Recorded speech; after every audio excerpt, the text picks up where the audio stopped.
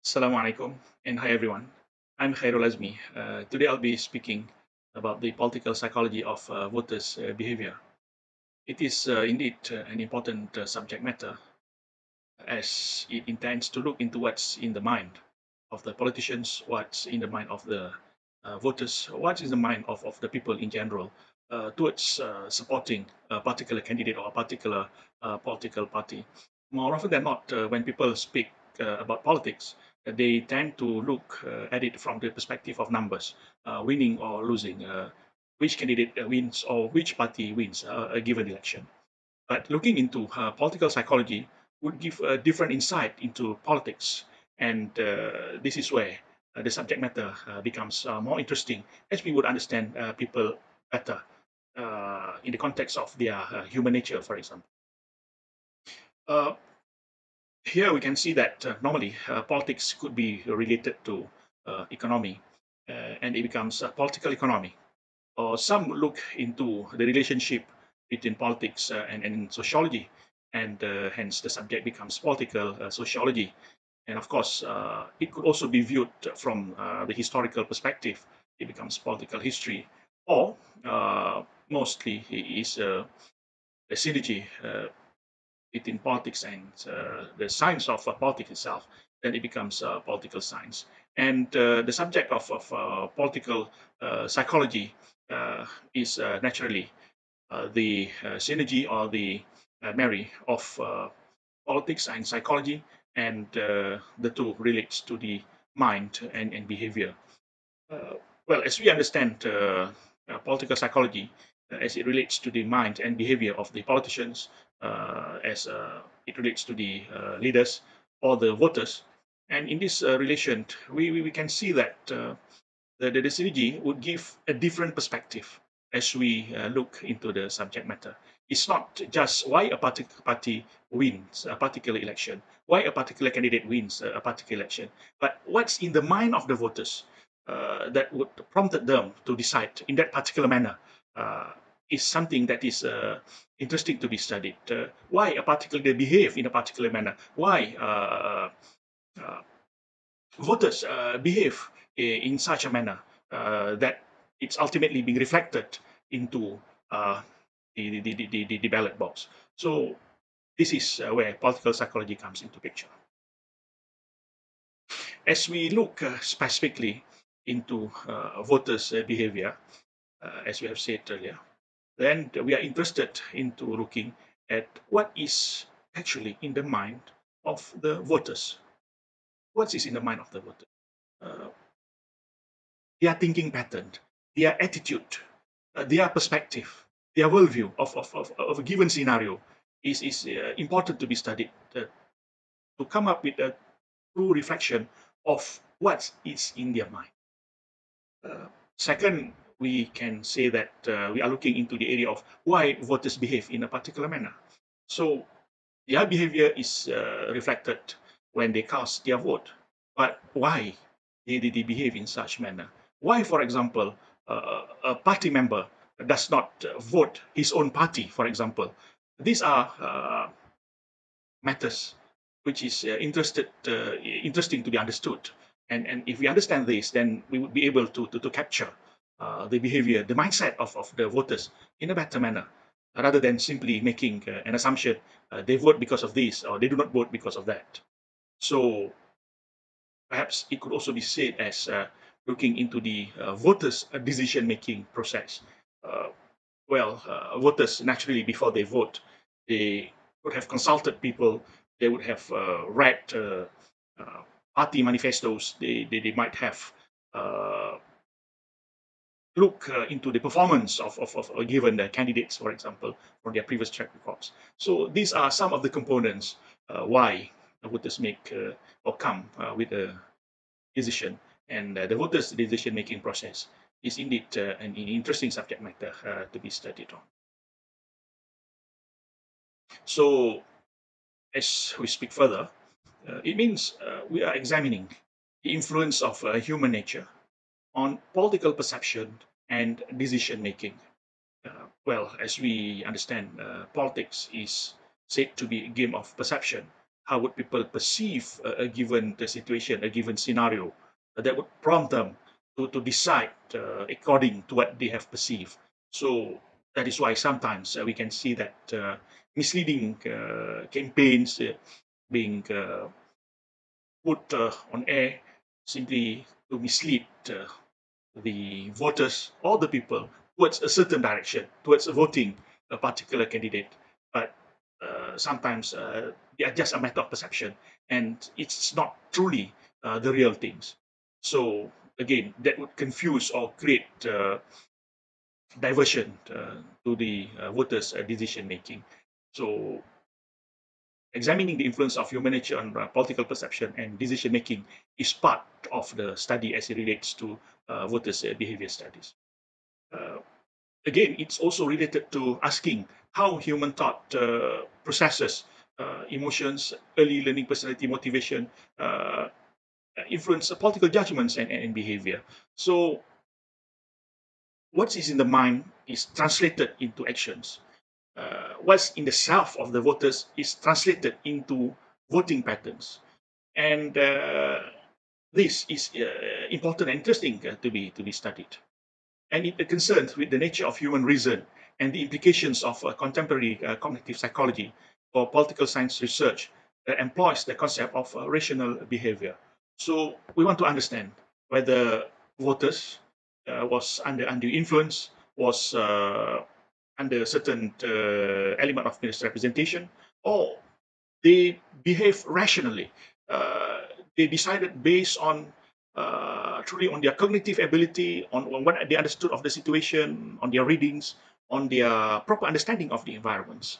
So these are uh, some of the important reasons why understanding the political psychology of voters' behavior comes into picture is important. So generally, there are a few things, a few expectations which voters have and form their foundations of trust before or what prompted them to vote. Uh, well, we understand that candidates or political parties normally would come up with manifestos. Is it because of the flowery manifesto? Yes, we have occasions where voters voted a particular candidate or a particular party based on their flowery manifestos, flowery promises, which sometimes are truly misleading. But again, it is important that manifesto uh, is regarded as a promise intended to be kept by politicians, by political parties, especially when they come into power. Uh, another consideration would be candidate's personality. One would want to see, after perhaps reading the manifesto, they want to see who's the candidate. Is the person a viable personality? Is the person a good enough candidate in their perspective to merit their vote? So this is part of the subject matter. Uh, of course, some voters will look into academic qualifications. Is the candidate a person of a high caliber, uh, high academic, possessing high academic qualifications? So, of course, in the present trend, academic qualifications would be one of the most important subject matters to be looked by the candidates, or I mean, by the voters, because they want to see if the candidate is fit for the constituency they are contesting, or if the candidate is fit to be given a political responsibility. Can they carry that mandate? So academic qualifications would be one of the angle where voters would be looking at very closely. Of course, party loyalty is also important. This normally relates to party members, where party members may have the tendency of voting their own party. They will not vote other people's party. But there are also circumstances where, because of some reasons, they decided to shift their loyalty by giving their vote to other party. This will be discussed shortly after this. So party loyalty is one of the area where voters would identify themselves to be belonging to a particular party, and they will vote the candidates of that party. And of course, in the previous years, as long as the person belongs to a particular party, regardless of their academic qualifications, regardless of other qualities that they could be voted in. But today, the reality is already different. So the party has to be careful in fielding a candidate because loyalty is not always automatically being translated into vote by the voters. Of course, records of service of the party or the person, the track record is very important. Voters will want to see if the candidates being put forward is a person who is able to deliver, is a person who, for example, he is an incumbent and seeking for re-election, whether his previous record speaks of his integrity, speaks of his capability of shouldering such responsibility. So this is also important. So if, say, for example, the party fails to deliver their election promises, then normally, under these circumstances, voters may not give them a new mandate or a new opportunity. So records of service of the party or the person is also another other important considerations for voters to look at. So other reasons to vote, public policy and government performance. If a particular party being mandated with shouldering the responsibility of forming a government, did they have a good public policy that benefits the people? Are their policies truly represent their promises? Are they truly performing, looking into what is good and beneficial to the people? So if their policy not only not being popular, but not realistic, and their policy did not reflect the interests of the people or the country, then naturally that particular party will not be voted in because basically people will just say enough is enough. Personal characteristics of individuals' gender. Sometimes we have gender preferences. And people want to see if the candidate or if the party would give enough opportunity for male or female to contest in a given election. So, but generally, this aspect is not being much considered by the general public. But certain NGOs, for example, would want to see this taking place, whether the party is just enough by giving opportunity over a wide range, by giving uh, enough seats for female contenders, for example, to join the race. Of course, race is an important element. If that particular constituency is having the majority of A race, then the candidate from A race is normally preferred to stand and get elected. If you tend to feel a different race or a person from a different racial background, then chances are the person might not get voted in. Culture is another important aspect. So here, candidates, political parties must understand the local context, the local culture of that particular constituency. Uh, we cannot simply feel a candidate without understanding uh, the culture or the local context of that constituency. Of course, region plays another important part here. Voters belonging to a particular religion may want to vote the candidate or the person that would fight for his religion, that would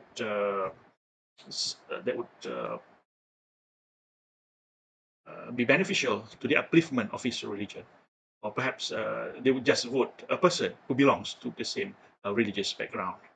So, if a candidate is seen as not being interested into protecting the religious interests of that particular constituency, then there is a possibility that such candidate might not be voted in.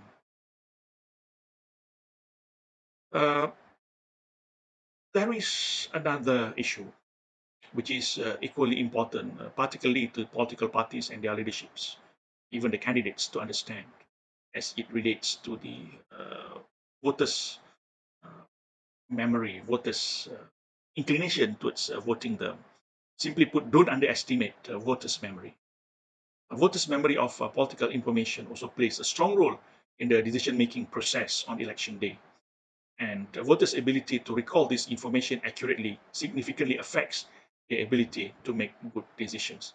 It means that if you are a candidate and you promise the moons and the stars and you deliver nothing, so when the following time you come to them asking for their sympathy to be voted in, they would also give you nothing.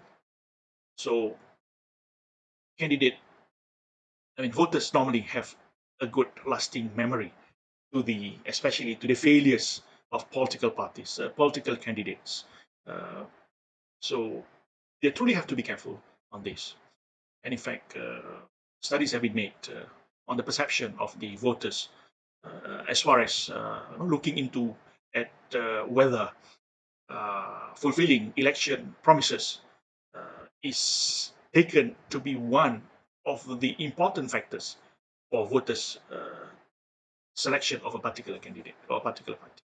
So research has found that voters remember information which they had an emotional reaction more than information that elicited no emotions, regardless of whether the emotion evoked was anxiety, enthusiasm, or anger.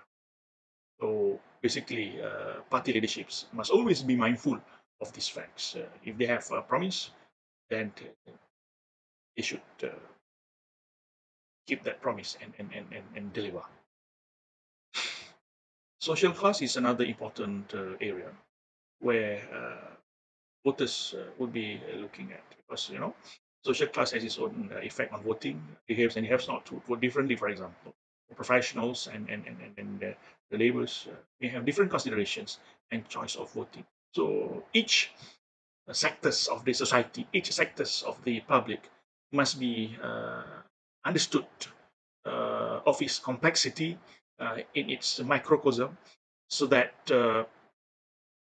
political parties do not make mistake into fulfilling the needs of the local, the needs of the constituencies. So it is truly important. And of course, media power. And of late, the social media has a very powerful and significant role and influence in influencing voters' behavior, their voting pattern. Well, today almost everyone has a smartphone, and political power is basically at each individual's fingertip, namely their smartphones. So messages would be transmitted over seconds and into the hands of the millions. And this is certainly having an effect into influencing the voters' behavior on how voters would perceive a particular message and translate it into their votes. So this is where social media is becoming more important today than before, uh, especially in the context of sending political messages to the voters.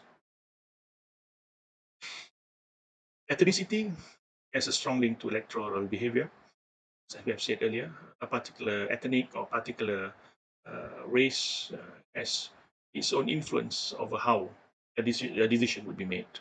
Some political parties may benefit from the votes of the ethnic minority groups. Of course, some will be put at a disadvantage. Geographical locations such as urban and suburban or village areas will give a different voting pattern as well. So basically, uh, the ethnic sensitivity has to be observed. It's not necessarily that the candidate must come from the same ethnic. It's good if they have, but at least the candidate, the party, must appreciate the local needs, the ethnic needs, and this would give a better support to them. This is another important subject, which is said to be electoral infidelity. What does this mean? Basically, it means political party members of political party uh, they cast defecting votes. They don't give their votes. They don't cast their votes to their own party, but they give to other parties, and which is said to be bringing about disloyal voting behavior. Why? Why is this happening? So some would put as their disagreement with party leaders, or they could disagree with party policy, or they are seeing corrupt practices. So generally, these are the three important elements or the important reasons why electoral infidelity or party members tend to cast defecting votes or giving disloyal or promoting disloyal voting behavior. So as far as this electoral infidelity is concerned, it is truly important for a party leader to ensure that their party policy is equally favorable to their party members. Their leadership are supported by party members, and they hold to the highest degree of integrity in which they do not compromise with corrupt practices. If these three elements are present, I mean, the disagreement with the leaders, disagreement with party policy, doing corrupt practices, involving corrupt practices, there are tendency where electoral infidelity could come into picture. Reason action, voting behavior of citizens with a political quotient, and it's important because the study would extend better insights into the politicians, political parties, and leaders in understanding the political behavior of citizens during elections. So, of course, there are voters who are very reasoned, very uh, calculative, in which they decide based on knowledge, but some just decide regardless of the situation or the environment. So again, social media could play a very important role here in influencing the candidate. But this is a reason age or the age of reason, and we should not undermine the capability of the voters into thinking what is best for themselves, and by being sensitive and understanding their needs, understanding their nerves, and this would lend the candidate a good credibility. So in the end, basically, candidates and political parties must know how to manage their voters in order to gain the voting advantage. And some voters basically are satisfied, or some could regret with their decision. Uh, in any case, understanding this and ability to manage the voters would allow the translation of the numbers into winners or winning numbers. In conclusions, candidates and political party must understand the geopolitical realities of a given constituency. Manifesto and election promises must be carefully made and intended to be kept. Party leaders must be mindful of the fact that their own members may reject them. It is worthwhile to appreciate voters' psychology in order to win their hearts and minds. And it is also important for the voters to trust a particular party leadership, uh, its candidates, as well as policy and performance. Ladies and gentlemen, by studying the political psychology of voters' behavior, we will be understanding the subject matter which I've said during this presentation, and of course, empirical analysis, empirical research would give us the best answer uh, towards a particular party leaders or even to a given constituency. With that, I thank you.